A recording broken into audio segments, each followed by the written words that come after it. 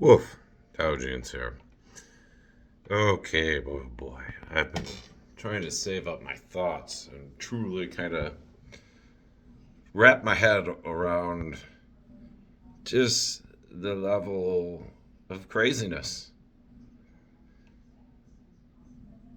So, where to start?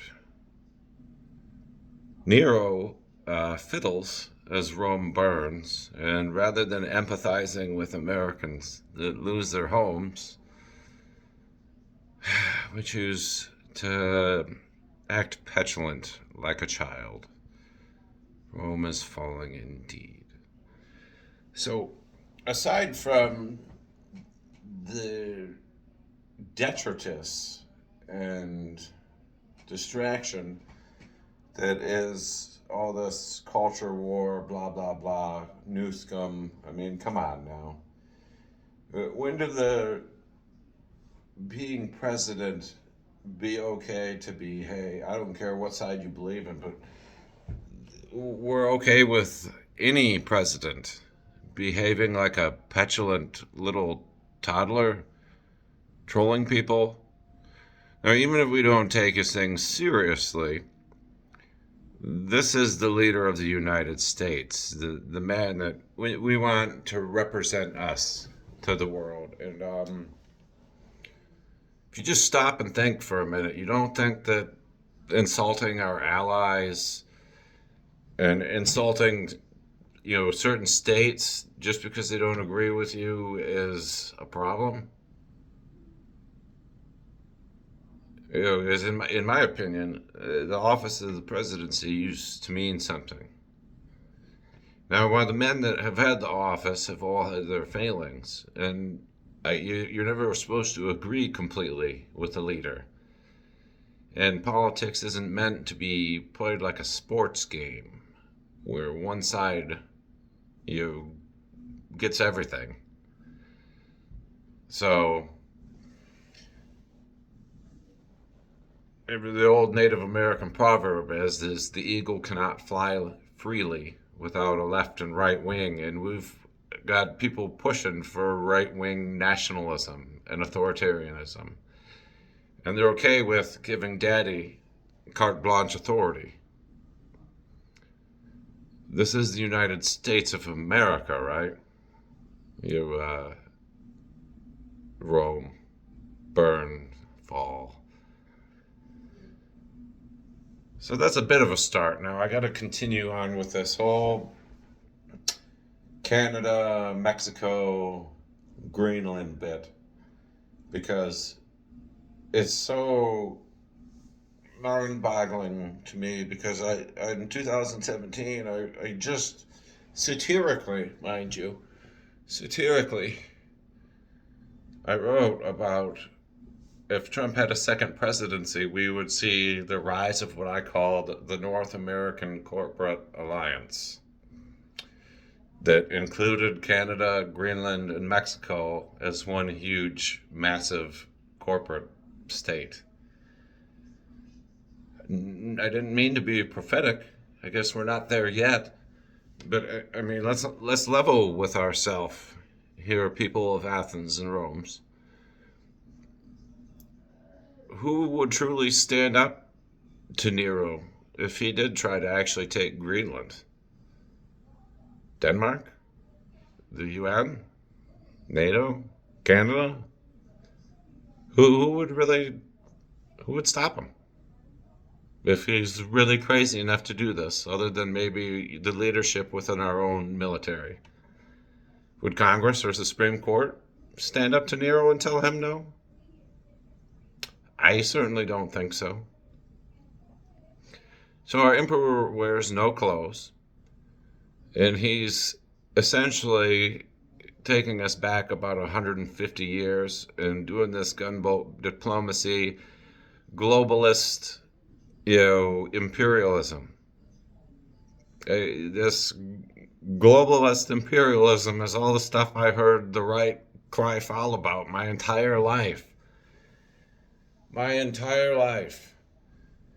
And now they have Daddy Nero as Rome burns, cheering him as they lick his boots as him and the oligarchy step upon everybody. Whoa, man. At least I'm glad I'm speaking my mind into the Matrix. Because there's just no way I get. Whoa. Let's be real here, everybody. Nero wears no clothes. He's a convicted felon. He's threatening global imperialism, even if he's joking. This is the President of the United States. And you want him behaving as a little toddler? A troll? You know how embarrassing that is on the world stage? How, and how weak he looks? People don't see what you see, MAGA. He's a very weak, easily manipulated man, and he was bought by an oligarch. He bought the presidency to keep this man out of jail.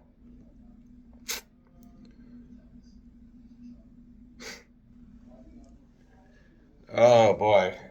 Now, while I'm continuing on this, since it's on my mind, and I do want to continue, because we've covered some of the beginning of this. Now I'm going to continue into the fact of take a meta step out here.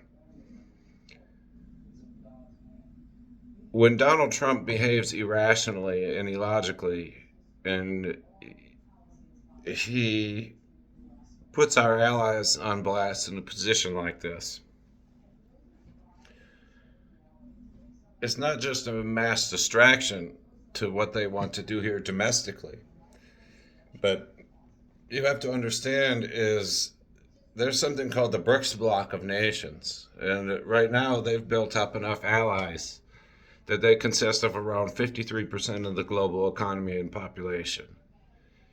And with a president that's a felon, that nobody takes serious, that acts irrational, that's bullying our allies, is playing right into their hands. And this behavior is going to continue to make that, more people turn to BRICS. And what's going to happen is it's going to be the end of the global US dollar standard. I don't know if you realize how much this is going to hurt North America, even if we were to band together.